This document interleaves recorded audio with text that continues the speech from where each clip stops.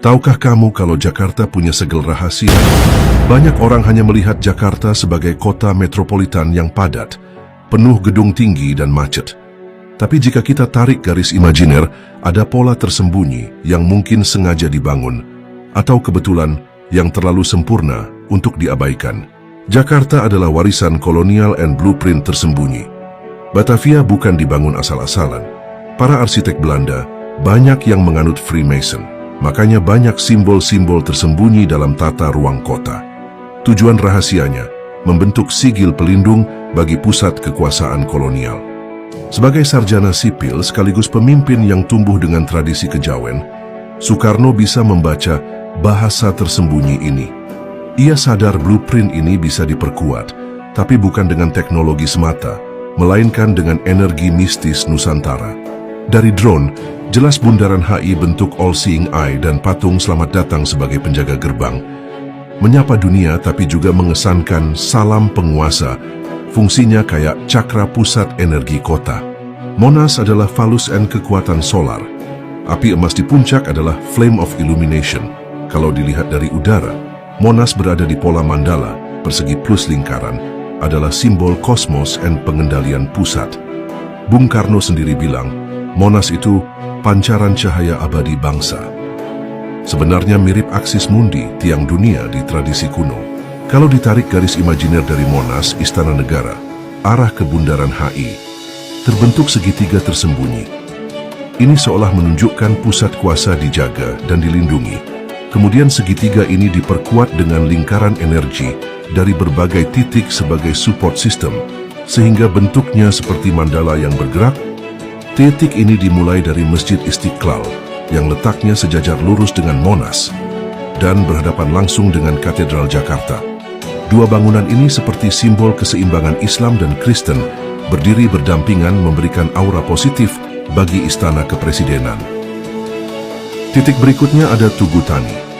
Figur ini juga bisa dibaca sebagai personifikasi Ibu Pertiwi, tanah air yang merangkul dan memanggil anak-anaknya untuk maju berjuang membangkitkan energi semangat membangun bangsa. Titik berikutnya ada Patung Pancoran. Interpretasi esoterisnya mengarah ke Bandar Udara Kemayoran tempo dulu sebagai kekuatan dirgantara dan ke arah Pelabuhan Sunda Kelapa sebagai kekuatan maritim menopang keamanan ibu kota. Lalu ada Gelora Bung Karno GBK, stadion raksasa yang bukan sekadar arena olahraga, tapi juga lingkaran energi yang melingkupi massa. Dari sini kita bergerak ke Bundaran Semanggi. Secara geometris, Semanggi membentuk mandala simetris dengan 4 lengkungan yang berpusat di satu titik.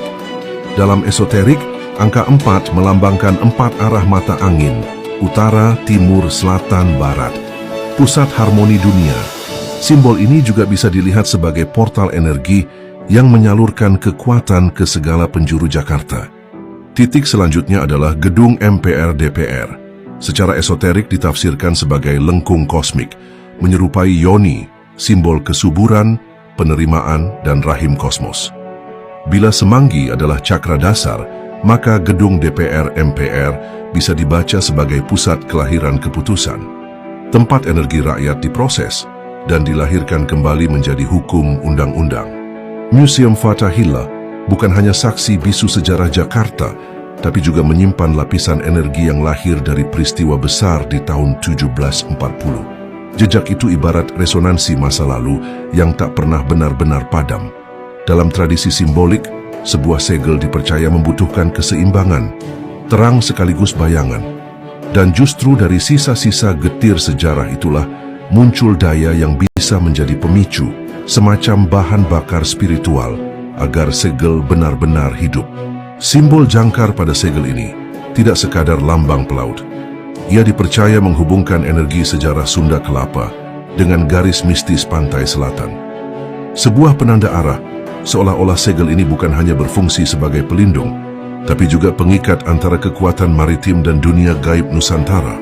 Kalau kita tarik ke Jakarta, Gunung Gede Pangrango dan barisan pegunungan lain jadi semacam punggung naga pelindung, sementara sungai-sungai besar seperti Ciliwung dan Cisadani jadi aliran Ci yang masuk ke kota.